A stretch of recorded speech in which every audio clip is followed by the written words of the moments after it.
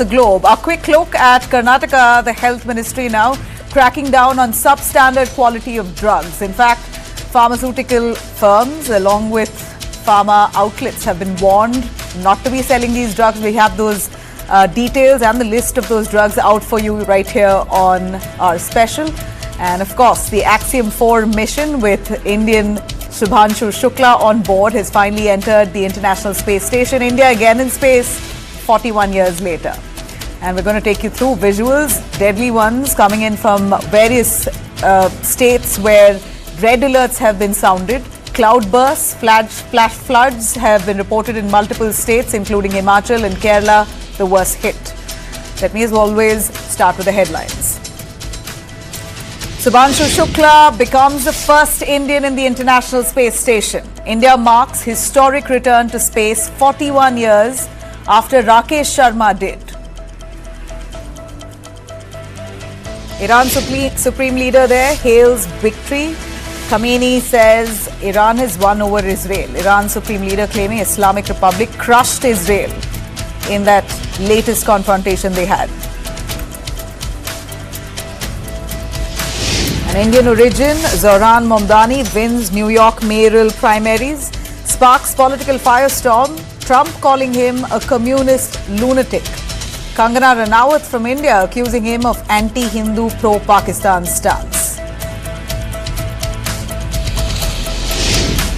India slams Yunus-led government over Dhaka temple demolition. Idols bulldoze 2 days after mob issued an ultimatum. MEA says Hindu shrines face repeated attacks in Bangladesh, calls for protection of it.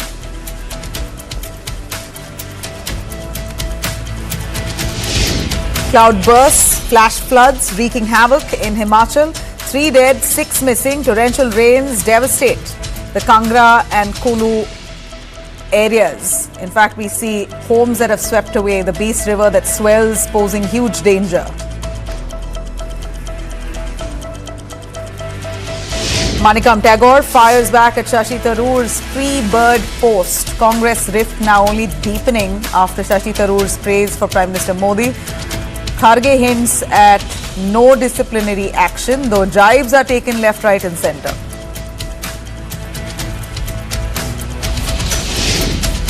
Tigress, 4 cubs die of suspected poisoning in Karnataka's Mahadeshwara Wildlife Sanctuary. Half-eaten cow carcass found nearby triggers fears of deliberate wildlife poisoning in Chamnaj Nagar of Karnataka. Tamil actor Krishna has been arrested in Chennai's drug case.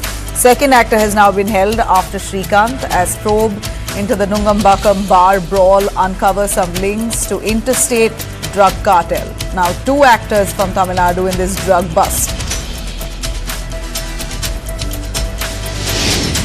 Jeff Bezos and Sanchez, wedding of the year really, taking place in Venice. It turns into quite a spectacle, all the glamour and glitz in full display. 200 A-listers expected amid tight security. Well, the event is not legally binding under Italian law, so we saw some protests as well that took place. Eventually, they moved the wedding from the center of the city to somewhere on the outskirts of Venice.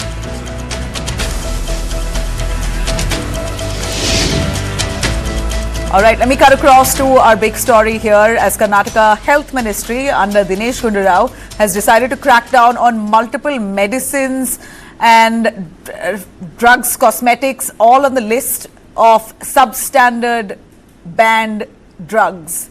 In fact, 14 of them have been identified. Karnataka at this point has identified literally 14 medicines and cosmetics that have been declared as substandard and banned from sale, banned from stocking or any usage across the state. In fact, the medical shops and hospitals have been very strictly warned to ensure all of this stock of these very medicines or drugs are cleared out. The Food Safety and Drug Administration Department has issued urgent orders to chemists, wholesalers, hospitals and doctors to immediately pull down these products off their shelves, stop prescribing them to people. Among these banned drugs, a few of them I could read out, many of them are on the list. In fact, all 14 have been listed out on our screens here. You could read them, but Some of them include compound sodium lactate injection. This is basically IV fluid manufactured by Ultra Laboratories and Tambran Pharmaceuticals. Also, Pomol 650, a widely used paracetamol brand from Aban Pharmaceuticals. Also on the banned list is Mito, MITO Q7 syrup, which is a nutritional supplement for children from Bion Therapeutics India. These are just 3 of the names among the 15 or 14 that's listed out as banned drugs. In total, these different companies' drugs have been marked as not of standard quality by Karnataka's drug testing laboratory, which means that they failed basic safety and efficacy checks. The state has now ordered strict compliance to ensure that these unsafe drugs are completely withdrawn from the market. And while this is in fact a strong warning, it's certainly a necessary move. It raises, of course, many questions. How did these drugs, even in the first place, make its way into these medical shops and hospitals without proper quality checks? Who's accountable for such substandard drugs being available in pharmacy shelves so easily?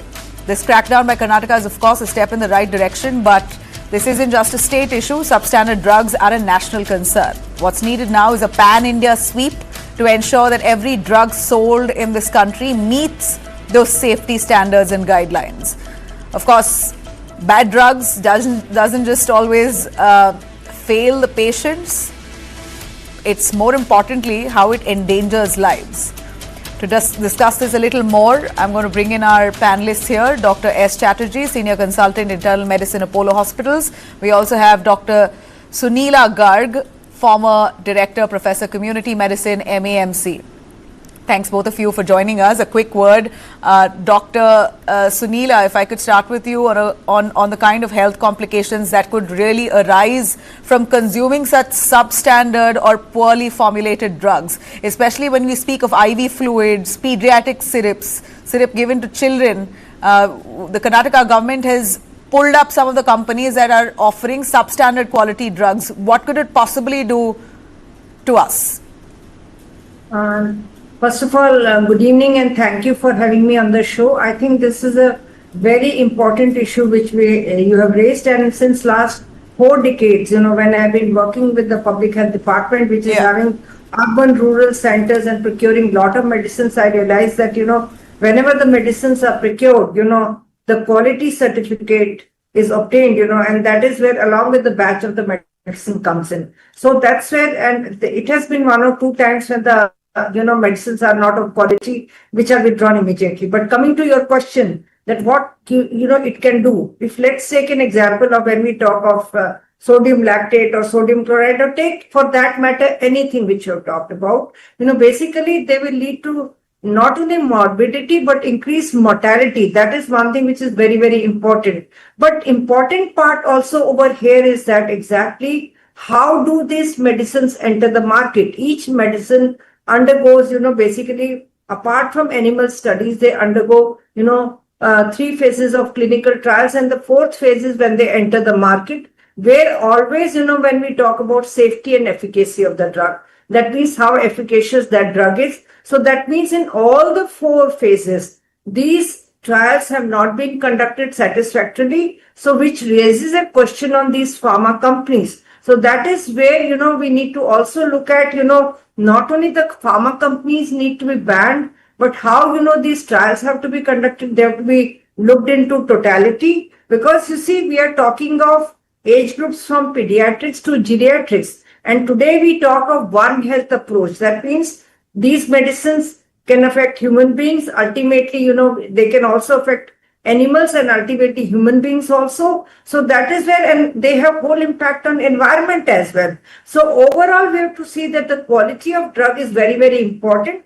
because we are dealing with human lives. So that is where when Prime Minister Modi brought about the issue of generic medicine, the whole issue behind that is that they should not be substandard and they have to be of proven quality and equally efficacious. So we need to be constantly vigilant. And this is where all the, being a member of subject expert committee at CDSU, we realize and we focus very strongly on the quality of vaccines, on the quality of Yeah. drugs, because at every phase of the trial, the safety and efficacy is very, very important. We are dealing with human lives, animal lives, and as I said, this can also contaminate and have effect on environment as well.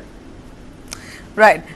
Dr. Chatterjee, we're looking at medicines that are given to young babies that are now on this banned list. How does prolonged use of such drugs really complicate treatments for patients, whatever age group? Now, these drugs have been widely available. They're at local pharmacies and easily bought without a prescription even. Where do you stop it? Do you believe that this crackdown by the Karnataka Health Ministry, which is important and in the right direction certainly, but will this really avoid people at large from purchasing such medication? How will they be made aware? We are doing this show, yes. I'm not too sure how many of them actually, this information really actually trickles down to how many of them across the state. And this could be very well happening across India. This has been cracked down in Karnataka, but what happens then to these medicines available in the rest of the country? See, we have been always raising issues on this front. As Dr. Govt said, that when Prime Minister Modi said that why don't the doctors use all these generic drugs, our main objection was that there has to be quality control in the entire country. We have always doubted this, that you can really have a good quality control, because once the quality control is there, we are all there to prescribe generics because they're cheaper and the patients whomsoever we are treating can take it on a long-term basis. And obviously, it always matters what is the cost of the drug and what is the efficacy of the drug. So I think Karnataka government has done a fantastic job because we know that this is happening. We have had several experiences where we know that the drugs are not acting. And it's not only the children, when they're exposed to such drugs, they can have side effects. All these effects can happen even in young, healthy people. They can also have all these side effects because of the medications that we are giving, which don't have the proper amount of medication, which are contaminated, where other things are being combined. So they have highly detrimental side effects.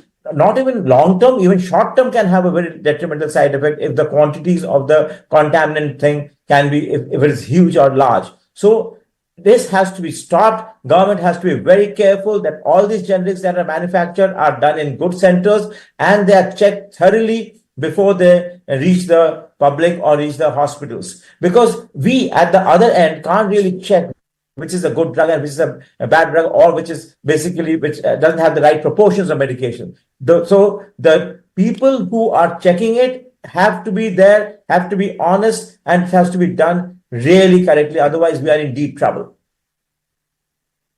You say deep trouble. Let me bring in Dr. Sunila on that.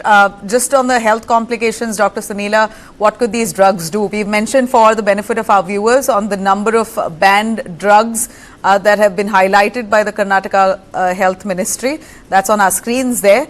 But how do these drugs really interfere with the body, with drug resistance, and any kind of symptom or a repercussion that you should watch out for?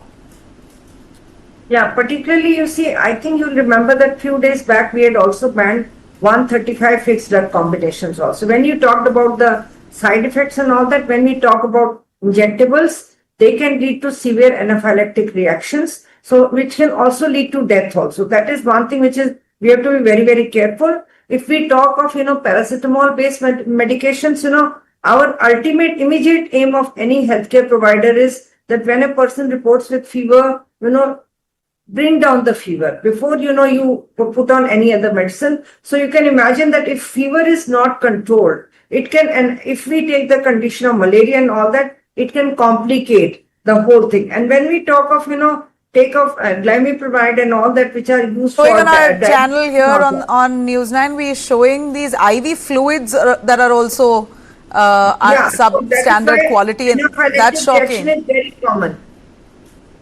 I said anaphylactic reaction can act, which is very, very dangerous, and which can not only lead in, in terms of illness, but also death. That is very important part. So we have to be very careful about the quality of injectables and even oral medicines also. When you talk about, the paracetamol tablets and all that, if the fever doesn't come down, basically, and whatever the cause may be, the fever has to be brought down first. It can end up in convulsions and all that. So that part is very important. And then glimepiride is one of the drugs, which I presume, which we normally use for diabetes. And if that is not controlled, person can have lot of opportunistic infections as well. Apart from uncontrolled, diabetes, can be renal failure and all that. So that is where, and you have put in this iron sucrose injection and all. So side effects are manifold, and anaphylaxis is most dangerous, and these will not serve the purpose at all.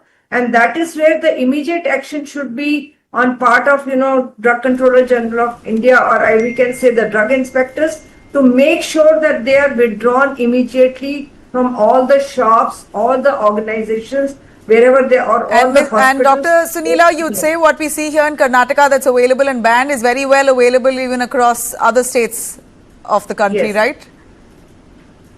That's true. So basically, these drugs, against these 15 drugs, there will also be many drugs. Let me tell you, which are, of not proven standards, or they are not of quality, they are substandard drugs. So that is where we need to be very, very careful with regard to regular quality control of medicines. And these medicines, these 15, government has acted very promptly. But let me tell you, few days back, we also banned 135 fixed drug combinations also. So at each time, we say, Savdhani hati, durghatna ghati. We have to be very, very vigilant about the use of drugs, because we are talking of drugs for human use, even veterinary use. You see, when just before this, you were showing a short about, the killing of, the tigers over there in one of the places. So in Karnataka itself. So we need to be very careful about human health, first of all, animal health also, and we need to be particular about environment part. But again, we have to see that every drug has to be, because any drug which is to be dealt about treating, the human beings, we need to be very, very careful about the quality, because the reactions can be very severe and can lead to death. Final word, Dr. Chatterjee, on really the signs to watch out for, especially for those with comorbidities, taking drugs of sub-quality or substandard quality itself. First of all, when you say substandard quality, it does not necessarily mean inefficient, that it's not effective enough. It could mean that these are dangerous proportions. Your word of advice? See, as I said, it's very difficult for the patient to know whether he or she is taking the right drug or not. So finally what happens is, suppose you are suffering from an illness and you are prescribed this drug by your treating doctor. The drugs are not effective, and in the long term, your disease will not be treated, and you can succumb to the illness. In extreme cases, you can succumb to the illness for which you are being treated.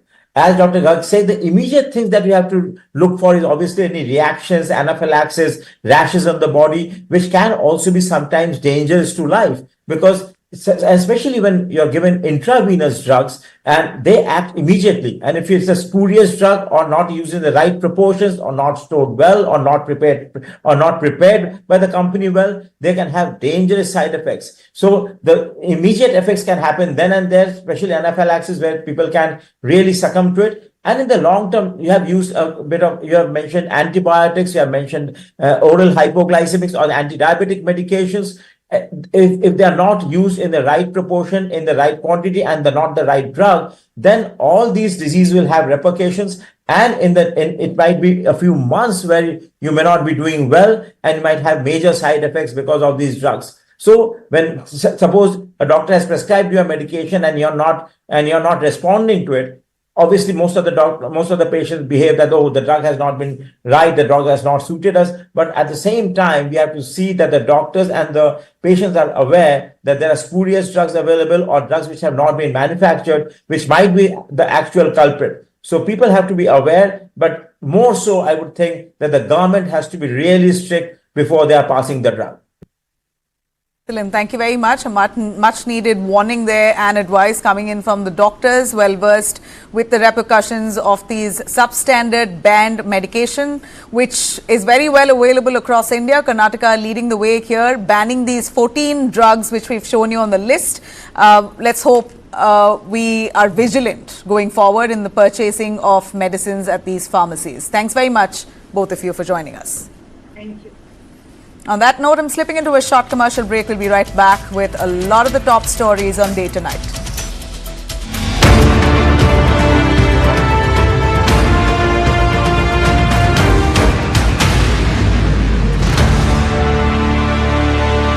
अच्छा सुनो, ये इतना शोर क्यों मचा रही हैं? बोल रहे हैं मालिक हमारी छत पूरी कर दे। अगले महीने पक्का। डन! पापा मेरी साइकिल अगले महीने पक्का। दूसरा झुमका अगले महीने पक्का ना? इस 3 व्हीलर के चलते मेरी कमाई पूरी ही नहीं पड़ती। चंदन, 4 पहिए की गाड़ी लाओ, अपनी इनकम और बढ़ाओ। ले आओ टाटा एस प्रो। अब छोटी सी लागत से करो बड़ी कमाई। नए एस प्रो के साथ अब मेरी बारी।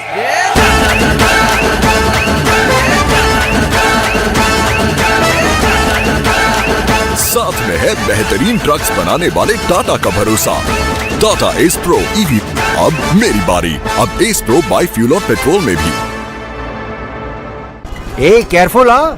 My daddy got it from abroad. Hey, disaster! How will you pay for the loss now? In stock market, you should take risk as per your capacity and knowledge. Trade in options very carefully. Wow, Dikra! Absolutely perfect. Take risk with full understanding. सोच कर, समझ कर, invest कर।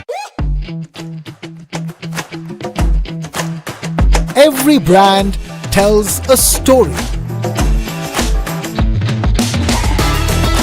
And they are the storytellers. The Sutradhars. They present a brand with band, baja and barat to you. They are the Brandwalas.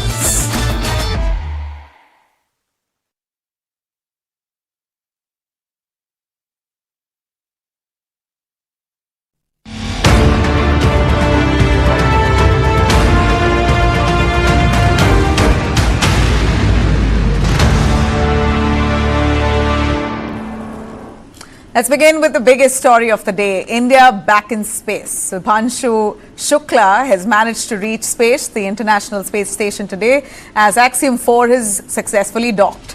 India is back in space. Group Captain Shubhanshu Shukla emerges at the International Space Station today, becoming the first Indian astronaut to do so. A giant leap indeed for India's space ambitions and a proud moment for the nation. At exactly 4:01 p.m. Indian time today, the Dragon spacecraft carrying Axiom 4 crew docked with the ISS, the International Space Station, over the North Atlantic Ocean. By 4:15 p.m., the hatch is opened. Shubhanshu Shukla officially stepped into the ISS, as we see in those visuals there, marking India's return to manned space missions after 41 years. It's indeed a historic first, placing India in the League of Nations with astronauts aboard the ISS. The journey began on June 25th when Axiom 4 lifted off from NASA's Kennedy Space Center in Florida aboard SpaceX Falcon 9 rocket. On board were 4 of them: Commander Peggy Whitson from USA, pilot Shubhanshu Shukla from India, mission specialist Slavoj Uznansky from Poland, and mission specialist Tibor Kapu from Hungary. Mission Control Houston International Space Station Flight Control Room, and Tibor Kapu, the 4th and final member of Axiom Mission 4, representing Hunor in the nation of Hungary, their first visit to the International Space Station as well. Into the orbit, in fact, Shubhanshu Shukla sent a message also from India. Let's hear it. Namaskar from space. I'm thrilled to be here with my fellow astronauts, as Peggy said, 1 veteran and 3 rookies, and wow, what a ride it was. Frankly, when I was sitting in the capsule in Grace yesterday on the launch pad, my only thought in my mind was that let's just go. After 30 days of quarantine, it was a feeling that I just wanted to go. You know, the excitement and all was, probably far away. It was just the feeling that let's just leave here. But when the ride started, it was something like you getting pushed back into the seat. It was an amazing ride. And then suddenly, nothing. Everything silenced, and you were just floating. You unbuckle, and you were just floating in the silence of vacuum. It was an amazing feeling. All right, now back home, it was an emotional moment indeed there for Shubhanshu Shukla's parents in Uttar Pradesh. We saw his mother, Asha Shukla, watching the docking live, all hands folded, eyes wet, feeling immense pride for her son. We saw a historic moment. It's not a moment that we can just pass. बहुत खुशी है, बहुत अपने को जो है बहुत अच्छा महसूस कर रहे हैं। बच्चे ने सफल उसके जो है डॉकिंग हुई है, इसके लिए हम जो है ईश्वर को बहुत बहुत जो है धन्यवाद करते हैं, बहुत प्रणाम करते हैं उसको। बहुत हम जो है उसको इसी के लिए प्रार्थना की थी कि ईश्वर ने हमारे बच्चे पर जो है पूरी छत्र छाया है उसकी, और उसके लिए हम ईश्वर को जो है पूरी तरह से अपने दिल से जो है शुक्रिया अदा करते हैं। Now for India, Shubhanshu Shukla's flight is more than a mission. It's the rise of the Indian dream, a symbol of how far India's space story has really come and how far we're finally ready to go. The International Space Station on her 5th flight, second as a member of Axiom Space.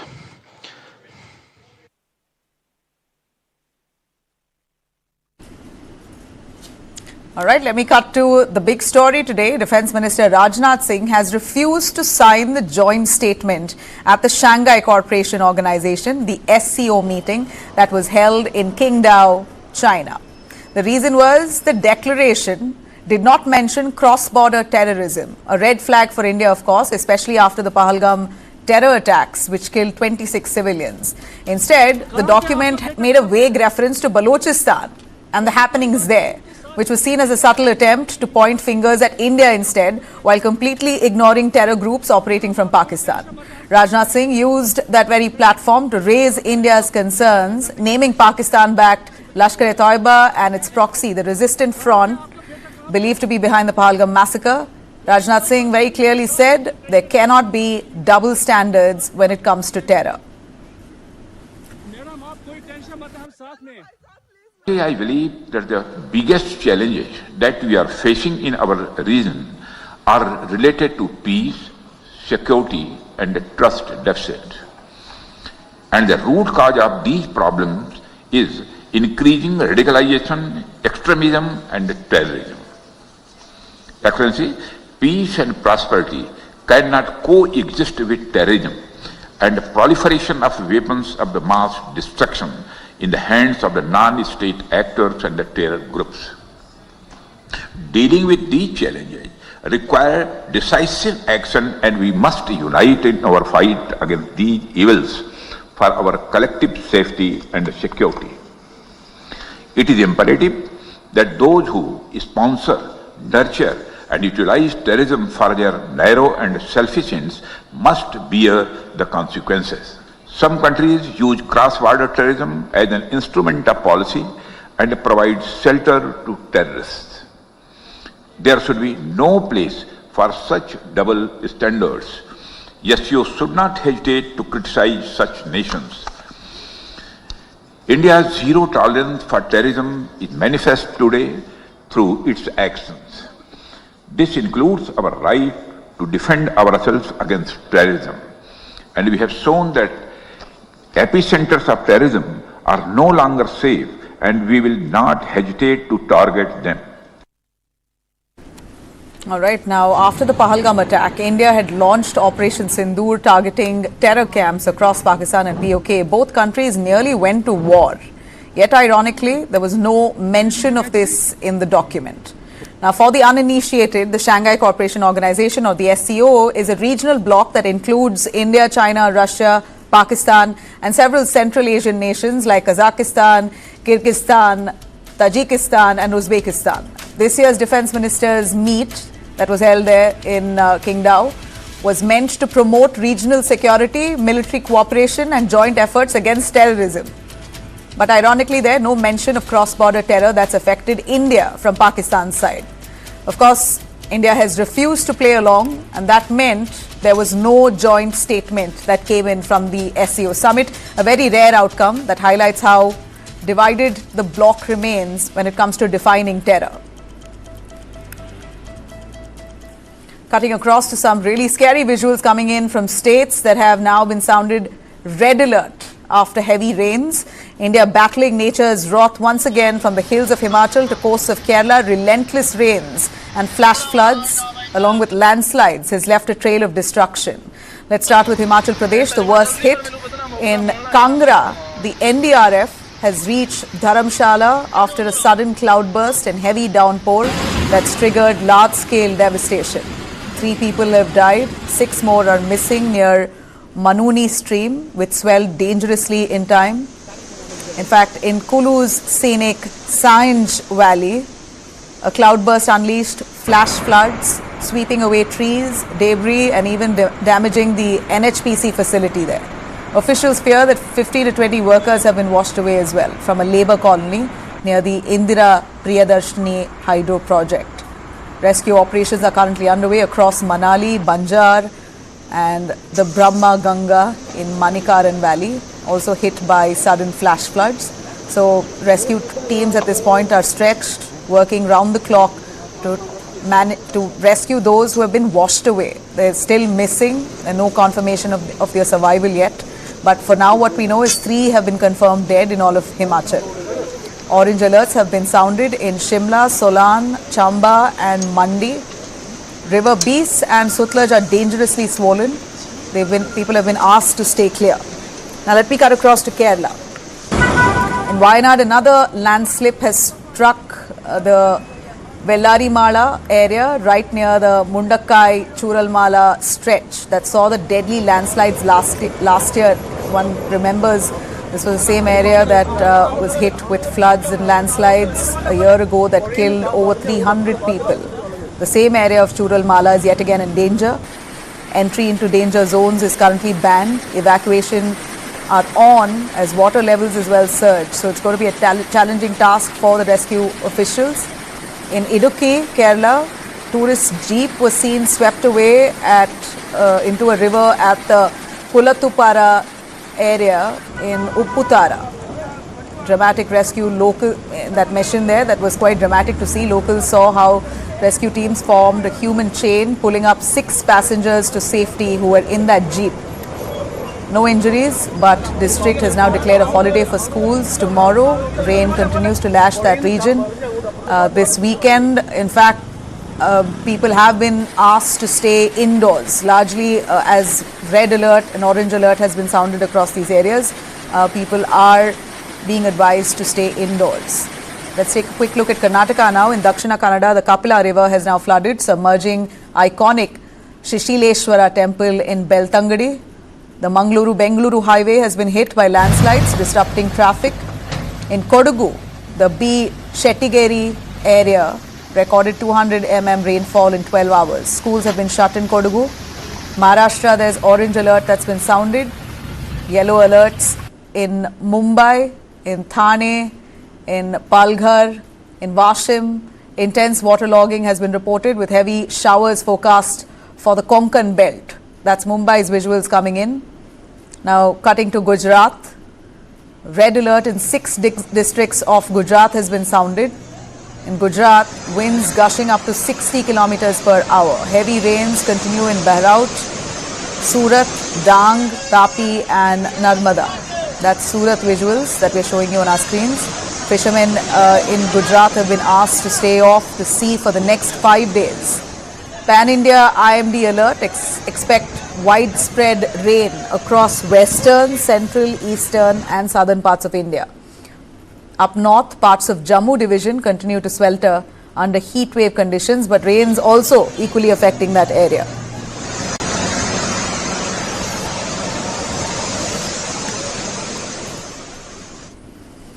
All right, now a big breakthrough for officials investigating the Air India plane crash. Investigators have now successfully retrieved and downloaded the black box data from the ill-fated AI-171, the Boeing 787 Dreamliner that crashed 36 seconds after it took off. It killed 241 on board and nearly 35 people on the ground. The aircraft accident now is being investigated thoroughly. And officials have confirmed that data from both the flight data recorder and the cockpit voice recorder have now been extracted. Major step forward, especially since there were concerns that the devices were damaged in the June 12th crash. It turns out the memory modules, including the critical crash protection module, were all intact. Both black boxes have reached the AAIB lab in Delhi. Data has been successfully extracted. What the data here shows is the voice recorder will, in fact, what basically it reveals to the investigators once it's investigated is what was said inside the cockpit, right, during the time of distress. Any distress calls, alarms or warnings that were made moments before the crash, all that is recorded in that box and will be established. The flight data recorder will show key technical parameters including altitude, engine thrust, control inputs, all of the configuration that was in place when the plane took off.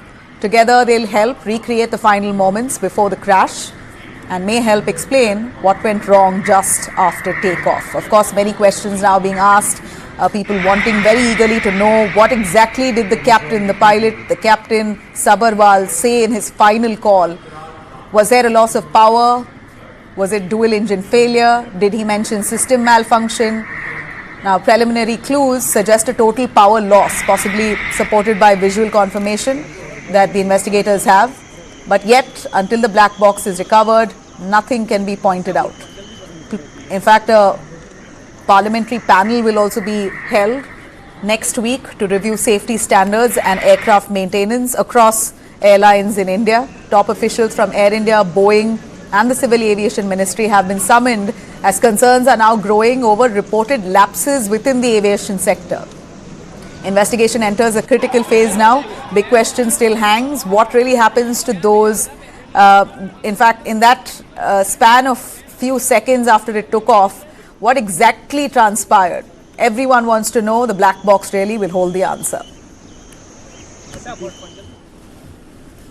Now, taking you through news coming from Tamil Nadu, possibly the biggest at this point, the Murugan conference, the religious meet that was held by the NDA leaders, has really run into controversy in Tamil Nadu. A massive congregation of Lord Murugan devotees in the temple city of Madurai has now resulted in a political storm right ahead of their assembly elections. At the eye of the storm is Pavan Kalyan and Annamalai, two of the star faces of the NDA. Well, a formal complaint has now been filed demanding immediate action against the Andhra Deputy Chief Minister Pavan Kalyan along with BJP firebrand in Tamil Nadu, Annamalai. And a complaint has been filed for allegedly inciting communal hatred during the controversial Murugan Manadu conference on June 22nd. The complaint has been filed by Madurai Social Harmony Collective, has accused these prominent leaders and other Sangh Parivar affiliates of delivering hate-filled communal speeches, directly violating a Madras High Court order which had allowed the event only under the condition that the event will remain apolitical and promote communal peace. But according to the complainant, all of this was violated. There were multiple communal references that were made, and a lot of statements that were made would in fact disturb communal harmony. That's what the complaint says. Now, what really sparked the outrage? We heard Pavan Kalyan at the Murugan meet has said, and I quote, "Islam is foreign, Christianity is foreign. By 2055, their population will overtake us, so we must bulldoze this with decisive Hindu action." Annamalai, meanwhile, without naming names, is said to have taken veiled digs at the DMK, praising Hindu unity against atheistic forces. Basically, no prizes for guessing who he was indicating. That's not all. The complaint also points fingers at 6 controversial resolutions passed at the rally. So there was a resolution that was also passed at this meet. One was calling to boycott anti-Hindu leaders like Udayanidhi Stalin, like Thirumarvalan and Ponmudi. It was an open call to boycott them. There was a resolution that was taken there that demanded to reclaim hill temples, and another resolution, a religious campaign to recite Kanda Shasti Kavasam to drive out atheists from Tamil Nadu. Of course, this has upset the ruling DMK, as we see here, a complaint has been filed. Now, it's not been filed from a political person, but a person who believed that this conference was disturbing public harmony. Now, that rally, the Murugan rally, saw lakhs of devotees from across Tamil Nadu. It was really projected to be the Ayodhya of the South. Remember, there's already an ongoing tug of war right now over the control of the Tirupparan Kundram Hill. That is home to both the Murugan temple and centuries-old Dargah. That's what you see on our visual screen there. The Murugan temple on one side and centuries-old Dargah on the other side. And this conference, religious conference, was held exactly in that spot. So people believed that this really could disturb communal peace and harmony. The complaint invokes several sections of the BNS, including 192, 196, 352, 353, all relating to incitement of violence, religious hatred, and threats to public order. Complainants have now demanded invoking the National Security Act, alleging that these speeches are not just communal but a direct threat to Tamil Nadu's unity and public peace. Interfaith groups are now united, warning that this was carefully orchestrated to polarize communities before 2026 assembly elections. All eyes now to see if Tamil Nadu police would really act on this high-stakes complaint. Switching now to Manipur. Fresh controversy has erupted in Manipur. Former Chief Minister N. Biren Singh has flagged a deliberate tampering of key legal document governing the state's hill areas. Now, he claims a single word was altered in the rules of procedure, quietly paving the way for illegitimate village chiefs and unregulated village creation, shaking up traditional governance. The original law that was passed by the parliament in 1972 had said appointment of succession of chief or headman. But Manipur Assembly published version that reads appointment or succession.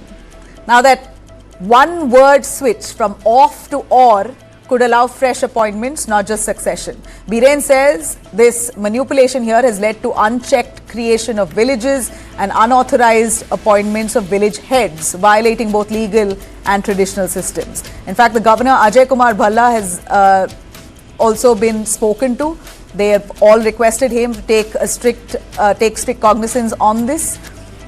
They've asked for a time-bound investigation. The governor himself has basically asked for the following: investigation to happen in time-bound manner, audit of new villages to be created in Manipur, and probe into who authorized the altered rule. The stakes are, of course, with regards to tribal land rights. These are the people who will be the most bothered, the tribals, and local autonomy will come into question here. Political power in Manipur's fragile hill region will come into question. So all now lies on the shoulders of the governor if he will act. A quick look at this very video here that's really sparked outrage across Telangana today. A shocking and concerning incident that unfolded on the railway tracks near Hyderabad this morning. It was a desperate act by a distressed techie that brought an entire rail route to halt. In a scene straight out of a suspense thriller, a woman in mental distress drove her car for nearly 3 kilometers along the railway tracks near Shankarpalli in Telangana, forcing railway officials to halt train services, and that basically led to immense panic among locals there. It was around 7:30 a.m. today when villagers were stunned to see a car driving right on the railway tracks. In fact, this happened near Nagulapalli and Shankarpalli. What followed was flurry of phone calls to the police from locals there. The car eventually got stuck at a railway crossing, but what happened really stunned the railway officials and the locals there. This lady there, fully masked, almost like a Spider-Man outfit, holding an iron rod, and began hurling stones at the locals who tried to stop her. There was enough violence, back and forth. Finally, she was dragged out of the car. She basically refused to stop the car in the first place, and they finally pulled her out.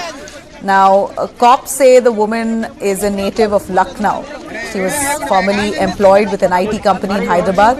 Recently, she had lost her job. That's believed to have pushed her into emotional turmoil.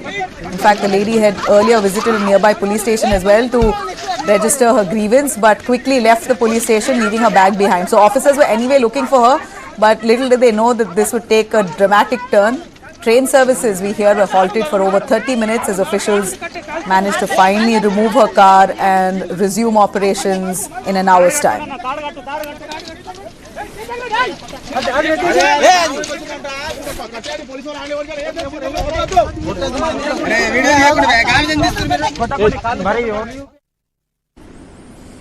All right, let me cut across to the United States, Donald Trump, and here you have Mamdani, who is now the new mayor hopeful for New York. As we know that Mamdani is the son of Meera Nair. Quick look, the 33-year-old Indian origin politician has just shaken up the American political map, and the ripple effects are reaching India. Zohran Mamdani, a son of acclaimed filmmaker Meera Nair and Ugandan-born scholar Mahmood Mamdani. Basically, both parents are of Indian origin. He's won the Democratic Party for New York City's mayoral race, making him the frontrunner to lead one of the biggest cities. Born in New York, raised in a progressive household, Mamdani's politics unapologetically left. He's a democratic socialist who's promised to fight for working class New Yorkers. His campaign pitch is affordable housing, strong unions, immigrant rights, a stand against what he calls Trump's fascism. Let's hear it, his campaign pitch. Choice मेरे और Andrew कोमो के बीच में है। अगर आप पहली बार election के बारे में जान रहे हैं तो ये है जो एंड्रू कोमो ऑफर कर रहा है। आपकी वजह से हमने $8 मिलियन रेज किया है, 6 लाख से ज्यादा दरवाजे खटखटाए हैं और बस इतने करीब है इस शहर का पहला साउथ एशियन मेयर बनाने के लिए। पर बात ये नहीं है कि मैं क्या बनूंगा, बात ये है कि मैं क्या करूंगा हमारे कम्युनिटीज के लिए और हर एक न्यूयॉर्कर के लिए। मैं हमारे शहर को अफोर्डेबल बनाऊंगा। न्यूयॉर्कर्स मुश्किल से अफोर्ड कर रहे हैं रोटी, कपड़ा और मकान। मैं ये सब बदलने के लिए लड़ रहा हूँ। Rent free buses, universal child care और सस्ती ग्रोसरीज के जरिए। पर आपको एक सवाल पूछना चाहता हूँ, तुमने कभी किसी को वोट किया? कभी किसी को रैंक किया? Okay, so there you have it. He managed to win the primaries, but there's a lot of backlash. You have, first of all, across India, a lot of hate coming his way, saying that he's a anti-Hindu face, and he's spoken against Prime Minister Modi. He's basically from a Muslim from Gujarat. So there have been statements that he's made in the past where he's condemned Modi's politics. So you had, first of all, Donald Trump, who slammed Mamdani on social media, calling him a 100% communist lunatic and warning that under him, New York will become ungovernable. He accused the Democrats of handing power to radical socialists and mocked Mamdani's looks, his politics and support base. In India, BJP MP Kangana Ranaut joining in the pile-on, calling Mamdani as anti-Hindu, pro-Pakistan. She referred to a viral clip from a pro-Palestine protest in Times Square where Mamdani was allegedly present while offensive slogans were raised against Hindu gods. Kangana praised his mother, Meera Nair's cinematic legacy, but said her son was sowing cultural discord abroad. Well, now, Mamdani, with his rise to New York mayoral frontrunner, the question isn't just whether New York is ready for Mamdani, but it's how his win is being weaponized in America and India's political slugfest.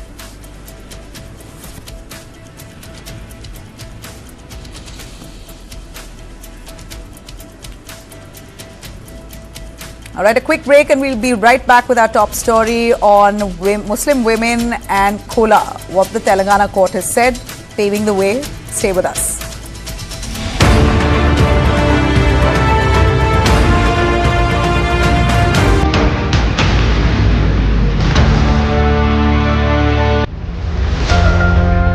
It's never easy to choose a new path, stand out in the crowd, to have your own new identity. The journey to self-reliance begins when you're fully prepared.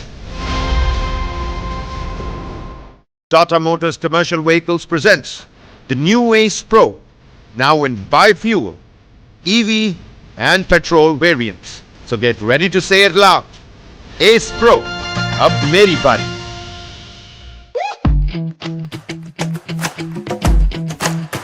Every brand tells a story. And they are the storytellers, the Sutradhars.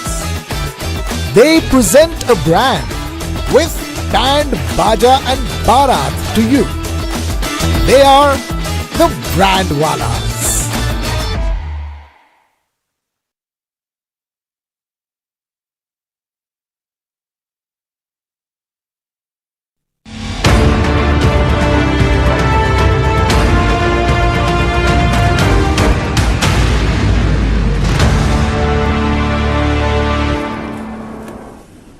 Welcome back. Now, a powerful ruling has come in from the Telangana High Court, one that could open new doors for Muslim women across India. A division bench of Justice Moshmi Bhattacharya and Justice B.R. Madhusudan Rao has upheld that Muslim women have the right to khula, that is, to seek divorce, without needing her husband's consent and without turning to religious clerics for validation of their divorce. The court said clearly, under Islamic law, a woman can independently dissolve her marriage, no mufti, no darul qaza, and certainly no husband's nod that is required for it. This case began when a woman married since 2012 was hospitalized in 2017 after allegedly being assaulted by her husband. In 2020, a khulanama was issued by a mufti and other clerics, but the husband challenged it, saying the mufti had no authority. The court rejected that claim, ruling that fatwas and religious decrees have no legal standing. What matters is the woman's agency and her decision to walk away from a violent marriage. Now, this landmark verdict echoes the bigger debates around triple talaq and polygamy and could set precedents for thousands of Muslim women seeking justice on their own terms.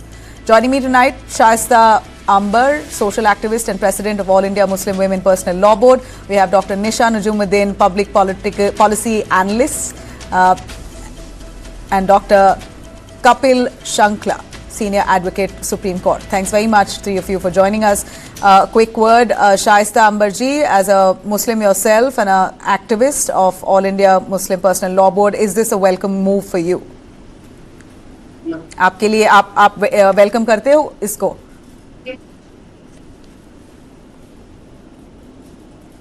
Shaista, मैं कहना चाहूंगी कि मैं all India Muslim women personal law board से हूँ। Personal law board सुनिए जी, women personal law जी, वही मैंने बोला, all India Muslim women personal law board से हो। आप क्या कहना चाहते हो? अब आपके शौहर की जरूरत नहीं है, अगर खुला नामा अगर देना चाहते हो तो आपके शौहर का परमिशन नहीं चाहिए आपको। कोर्ट, तेलंगाना ने कोर्ट वर्डिक्ट दिया है, मगर बाकी औरतों को, मुस्लिम औरतों को क्या इफेक्ट होगा? मैं अपनी बात कहना चाहूंगी। जो मुस्लिम लॉ है, यानी लाइट ऑफ कुरान, वो निकाह एक एग्रीमेंट है और तलाक भी आप उसी शर्त पे दे सकते हैं, काउंसलिंग करके और दोनों की सहमति से और काजी के सामने या सबके सामने बता दें कि हम इन वजह से हम तलाक देना चाहते, तो उनको, औरत को 3 महीने का मौका दिया जाता है। लेकिन खुला में कोई मौका नहीं दिया जाता है। अगर औरत कहती है कि हम नहीं रहना चाहते, मेरी जिंदगी बहुत तंग हो गई है और मैं परेशान हो गई हूँ, जो वाइफ के राइट बनते हैं, जो एज अ हस्बैंड वाइफ को देना चाहिए, उसको राइट, उसको खुशियां, उसको सुरक्षा, उसको हर तरह का जो उसको मौका देना चाहिए, अगर हस्बैंड नहीं दे रहा है तो बीवी उस एग्रीमेंट को तोड़ सकती है और अपने पेरेंट्स से, या पेरेंट्स नहीं है, या भाई, या उनके जो सही गवाह हो, विटनेस हो, उनके सामने ये कह सकती है, काजी के सामने। और काजी को भी ईमानदारी से दोनों पक्षों की बात सुन लेना चाहिए। अगर दोनों पक्ष में एक नहीं आ रहा है तो काजी को 3 बार बुलाना चाहिए। अगर काजी भी दिलचस्पी नहीं ले रहा है तो हमारा कोर्ट इस मामले में जा करके उनको बुलाए, तो वो कहीं भी हैं, देश से बाहर भी है, तब भी उनको किसी न किसी तरह से उनको बुलाया जाए और उसपे खुला पे फौरन साइन होनी चाहिए, ताकि जब लड़की दूसरे के साथ में शादी करे तो कम से कम वो प्रूफ रह सके कि हाँ, मेरा पहले शौहर से कोई भी रिश्ता नहीं है, मैंने खुला ले लिया है। प्रूफ के लिए ये जरूरी है कि काजी रहे और वो भी साइन करे प्रूफ के लिए। Doctor Nisha Najumuddin, your take on this, on women not necessarily now needing approval from a husband or a mullah to announce her divorce? I do believe in the rule of law supremacy. So I would say that being an Indian in a constitutional democracy like India, the Holy Quran can guide, because that is indeed, it requires a lot of respect, but the constitution must decide. At the same time, we need to understand that justice can't be outsourced to religious panels. Not when women's futures are at stake again, right? So in our country, India, we do have a legal system, and I think the judiciary must ensure that all the divorces, no matter whatever, it must adhere to legal scrutiny and uphold the constitutional rights like equality and due process. Not be entertained here. Yeah. And I think, again, without proper legal oversight, there's potential for manipulation, there'll be coercion of forces, or there can be improper procedure by the Sharia councils also. So how do we trust the decisions taken by the Sharia council, and how can we say that the woman is getting the complete justice as she wants again, right? We can't always say that, just because you're a woman, you can't say that always women's are right also. You need to understand that in a country like India. No, it's not about women being right, it's about women in the Muslim community feeling suppressed, that they always need a cleric's approval for her to go through divorce, or her husband's approval. Years on, she would have given khula, but there's no response from the husband. That just leaves her crippled, right? This is a big headway. Would you believe Dr. Kapil Shankla as a senior advocate with the Supreme Court? Is this a welcome move finally? Well, it is a welcome move, but let me please clarify. Khulanama was an absolute right of Muslim women to leave their husbands under certain circumstances. Like talaq is a unilateral right given to the husband. The difficulty with Khulanama, which has not been addressed till now, is at the time when Khulanama is given, a woman may have to return all or part of her meher as well as other expenses that the man would have spent on her. That's something that has not been addressed with. The second aspect of it, what has been decided in this particular Karnataka High Court, Telangana High Court case is that the Khulanama given by the woman was not said to be complete or proper, because the Honorable High Court stated that the Khulanama was given by an authority that had absolutely no authority to give the Khulanama or to validate the Khulanama. This was given by a Sada-e-Haq Sharia Council, and the court stated the council had no power. So only the courts have power, or a legally appointed Qazi has the power, which has been held. And that has been held to protect women so that men do not somehow manage and manipulate. Yeah. And in this case, as was said by the first panelist, that one of the important aspects of Khulanama is an attempt to reconciliation, failing which a woman puts her case forward and then the divorce is granted in favor of the woman. All right. So I would still say this is a welcome move. It protects women's rights, and I think I've got that approval from all three of you. I really appreciate your time and joining us on this. Sorry, Dr. Nisha, I'm really short on time. Thank you very much. We'll have you back another time. Thank you. On that note, I wrap this bulletin. You have a great night.